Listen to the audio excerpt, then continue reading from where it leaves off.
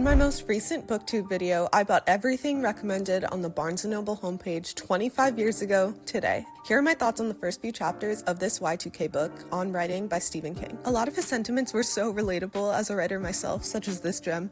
Quote, "We are writers and we never ask one another where we get our ideas. We know we don't know." There are some descriptions of his dynamics with other writers, and in the preface, Stephen writes about an amateur band that he started with other iconic writers and actually mentions Barbara Kingsolver, the author of another one of the Y2K books that I bought for this video. I know Stephen is a fiction guy, but as a poet, I couldn't help but immediately notice his tendency toward poetic language. King describes his childhood as, quote, "a fogged out landscape from which occasional memories appear like isolated trees, the kind that look as if they might like to grab and eat you." What is incredibly poetic in nature about this quote is not simply the simile, but its unexpected turn at the end, the three-tiered transformation of memories to trees to beasts. Once I read that, I knew undoubtedly that there was a lot I could learn as a poet from this fiction craft book. Stephen also spends the whole first section of his book depicting snapshots of different memories that led up to him becoming a writer, and this sort of structure is reminiscent of poetry because of its rejection of narrative logic we typically see in longer prose works. I thought it was insightful and kind of tragic that he describes witnessing TV and technology become increasingly popular and suggests it will be the downfall of good writing. If only he knew about the app that shall not be named